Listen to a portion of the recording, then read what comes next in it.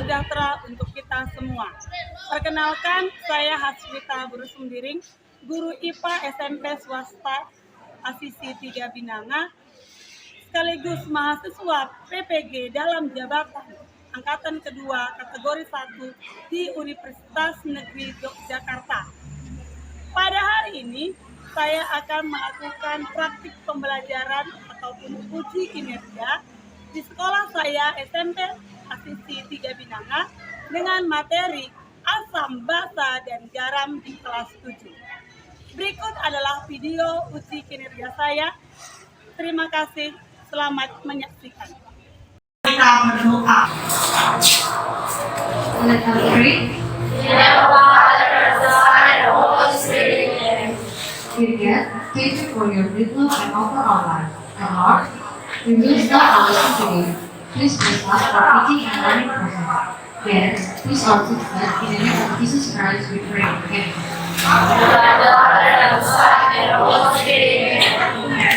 Terima kasih panitia. Sebelum kita belajar, Ibu akan mencek kehadiran guru sebentar ya.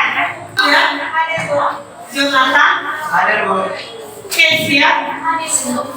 Materi kita pada hari ini materinya adalah asam, basa, dan garam.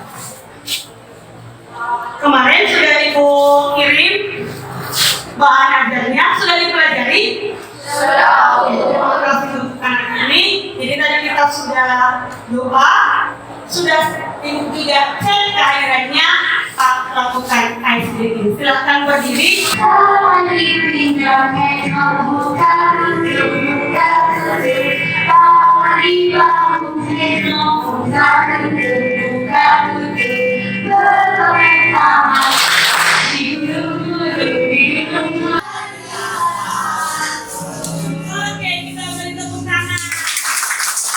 Kami silakan duduk kembali.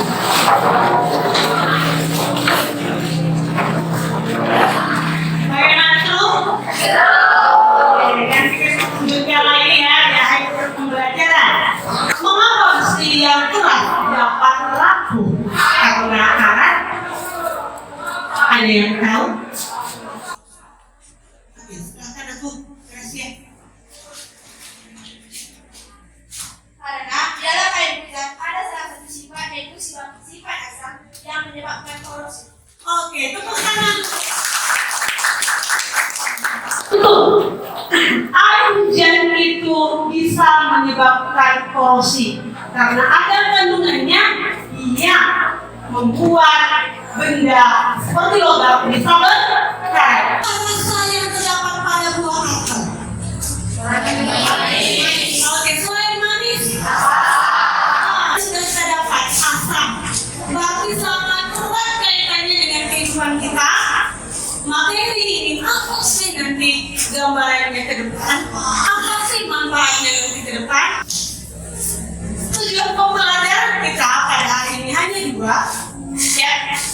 Yang pertama itu adalah peserta didik mengidentifikasi sifat asam, basa, dan garam berbagai jenis larutan yang ada di sekitar kita melalui praktikum. Jadi kita ada praktikum. Sudah siap bahan dan alatnya? Sudah. Oke. Ada yang tahu nggak manfaat asam, basa, dan garam? Yang selama ini untuk apa sih digunakan asam? Biasanya asam digunakan untuk menghilangkan bau amis pada ikan dan garam digunakan untuk menambah cita rasa pada makanan. Oke, tepat sekali. Baiklah. Oke. Biasanya kita menggunakan asam itu kalau kita ikan, amisnya kita kasih garam ataupun asam. Seperti itu ya, Nak. Kalau memasak rasanya tidak akan sempurna jika tidak ada garam. Jadi banyak manfaatnya dalam kehidupan kita yang kita realkan dalam kehidupan nyata, sehingga untuk berbagai nanti larutan, itu bisa kita tentukan sifat asam, basa, ataupun garam. Acuannya yang pertama itu adalah setiap pembelajaran kita hari ini itu modelnya discovery learning, di mana discovery learning ini ada beberapa sintak. Yang pertama itu stimulus, yang kedua identifikasi masalah, yang ketiga pengukuran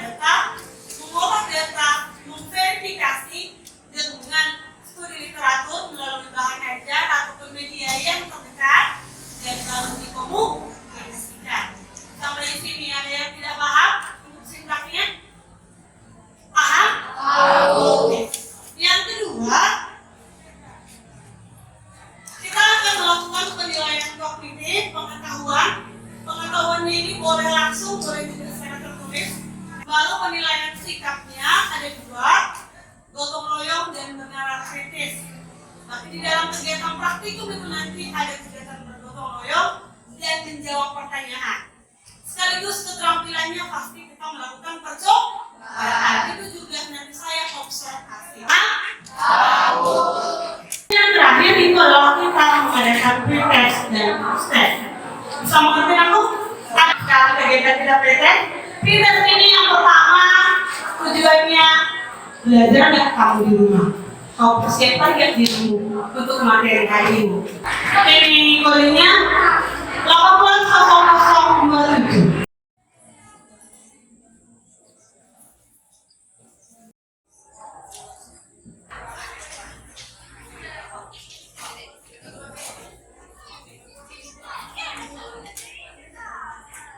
Silakan diakhiri. Tadi kan nama hasilnya ya, kertasnya kan?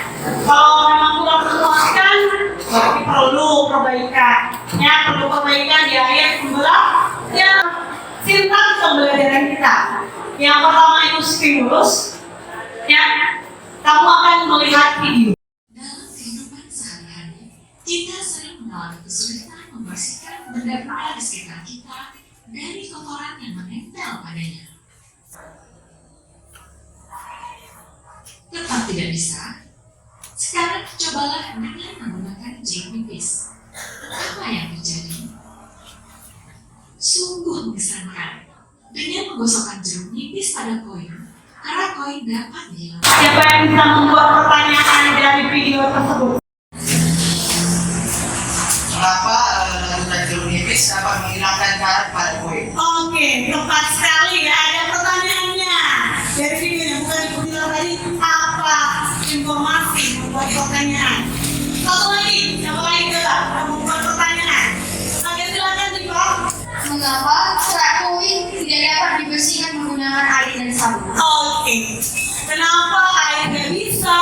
Kenapa sabun tidak bisa? Bagaimana caranya? Oke, berarti ada sifat-sifat air, ada sifat dari sabun, ada sifat dari jeruk nipis yang bisa membersihkan logam.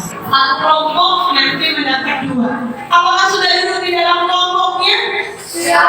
Oke, mantap ya. Terima kasih untuk apresiasi kamu.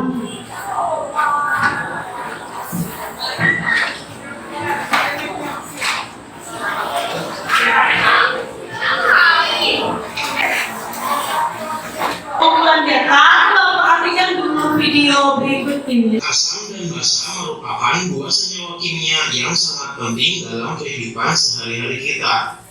Zat asam dan basa dimanfaatkan secara luas untuk industri, pertanian, kesehatan, dan penelitian di laboratorium. Tentu kita telah mengenal zat asam dalam kehidupan sehari-hari. Asam banyak ditemukan dalam buah-buahan dan sayuran. Contohnya jeruk, lemon, dan tomat. Pada reaksi netralisasi tersebut akan dihasilkan garam dan air. Garam secara luas digunakan dalam kehidupan sehari-hari, antara lain untuk industri pupuk, obat-obatan, pengolahan makanan, dan bahan pengawet. Contoh reaksi asam dan basa yang membentuk berbagai jenis garam adalah sebagai berikut. Dari video jelas sekali. Ya, jelas sekali bahwa asam basa dan garam itu sangat bermanfaat bagi kita. Ya, untuk nanti ke pengumpulan data di praktikum itu harus kamu ketahui adalah siapkan alat dan bahannya. Karena kita menggunakan konversi dan tidak koreksinya sama perselapus dan universalnya dia bagi. Bicara kerja pada yang KPT, ya, baca dulu cara kerja bagaimana yang mau dilakukan sehingga nanti bisa melakukan percobaannya dengan semua hasil dari percobaan itu kamu catat di tabel matanya. Ada 2 tabel di situ, satu tabel untuk tabel rumus, satu lagi untuk pH universal.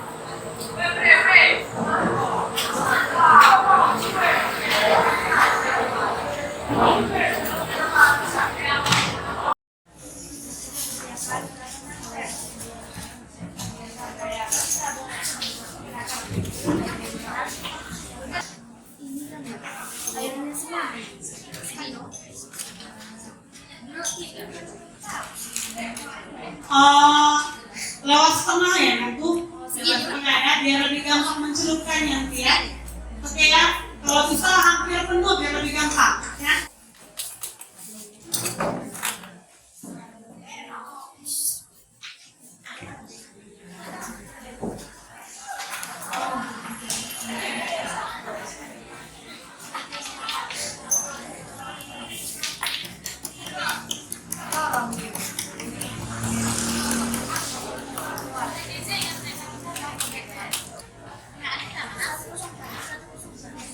Lengkap alat kalian aku, bahannya lengkap.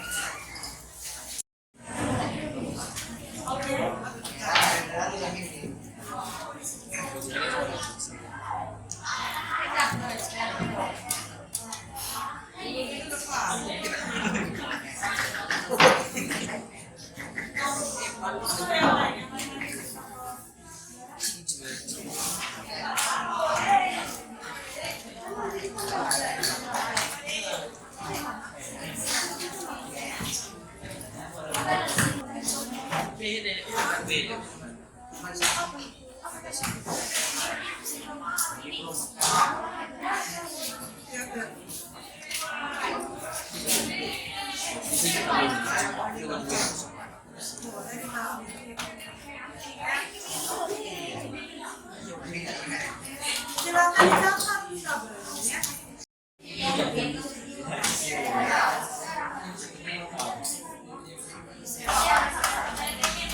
Bagaimana alatmu sudah selesai? Oke, kalau yang sudah, boleh kita lanjutkan ke indikator universal ya.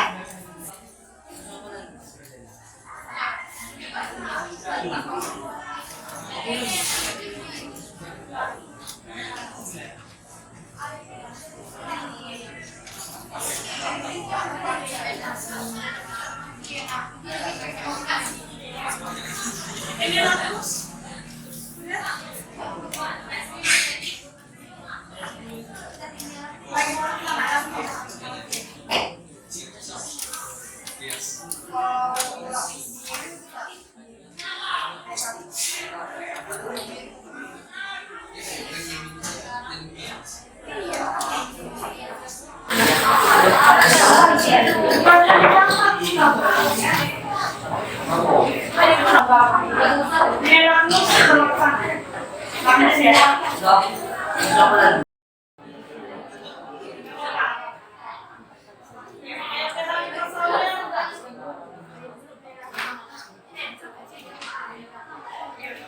Ini bagaimana?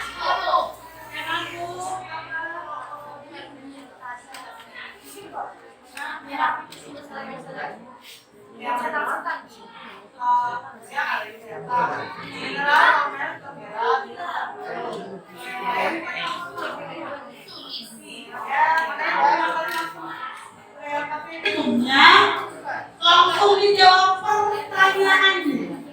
Ya, datanya ada analisisnya kan? Ada diskusi dan menjawab pertanyaan pada data. Oke, langsung didiskusikan. Enaknya di pengelolaan data.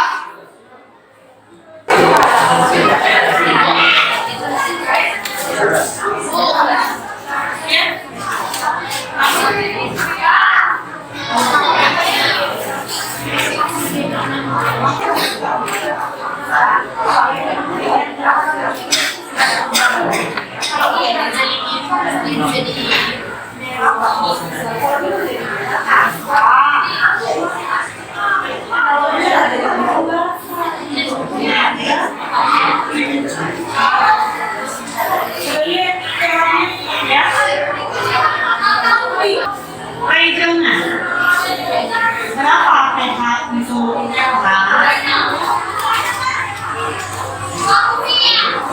Oke, baiklah.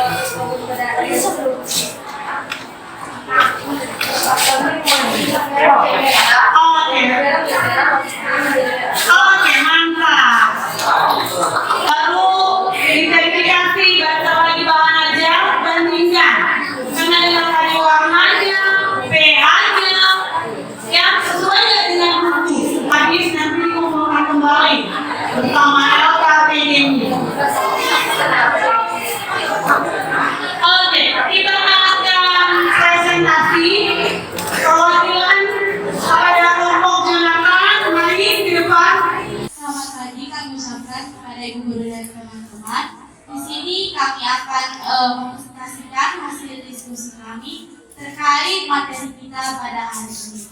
Sebelum presentasi kami mulai, kami menyambutnya dengan salam SMK. Presentasi akan kami mulai. Berdasarkan video yang sudah kita tonton sebelumnya, ada problem statement, yaitu 3 pertanyaan terkait video. Pertanyaan yang pertama, mengapa larutan jeruk nipis dapat membersihkan koin yang berkarat? Yang kedua, apa saja bahan yang tidak berhasil membersihkan koin yang berkarat? Dan yang ketiga, mengapa bahan tersebut tidak berhasil dalam membersihkan koin yang berkarat?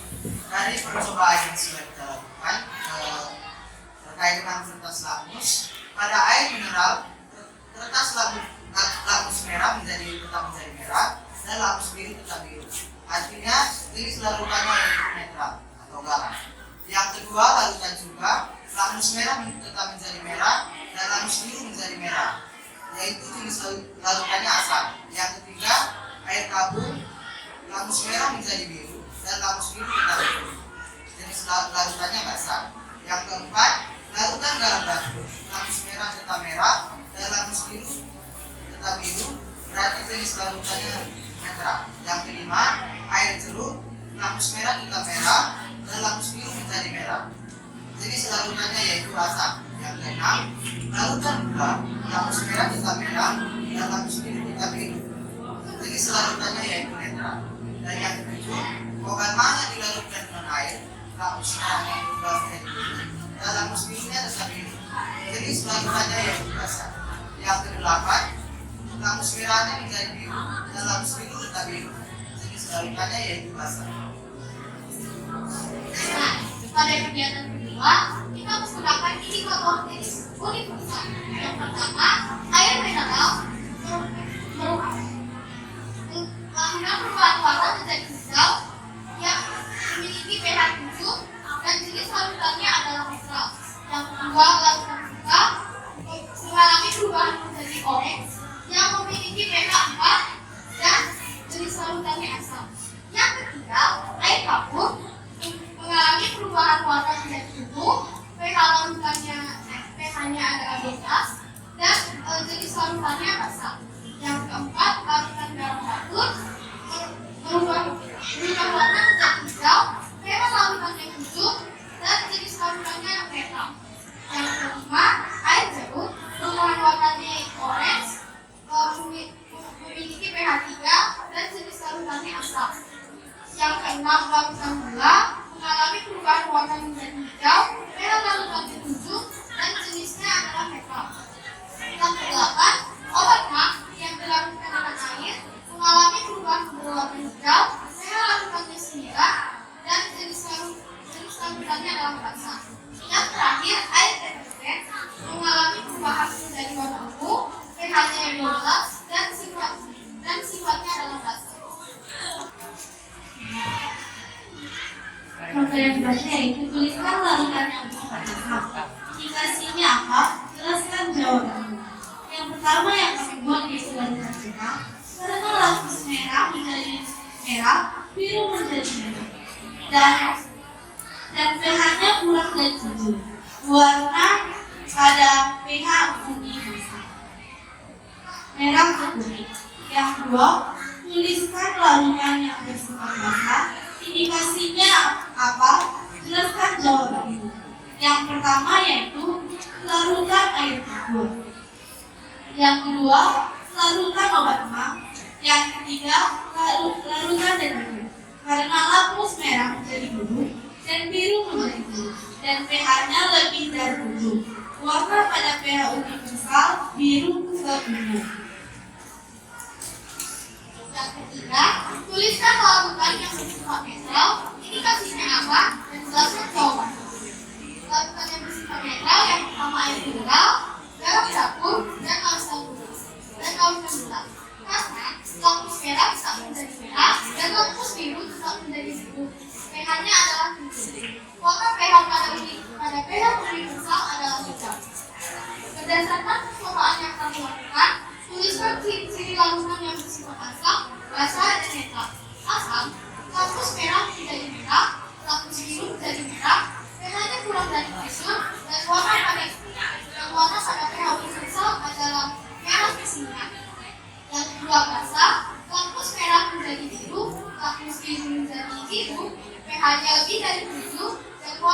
PH universal adalah biru keunguan. Yang terakhir adalah netral, kampus merah menjadi merah, kampus biru menjadi biru, pH-nya 7, dan warna pada PH universal adalah hitam.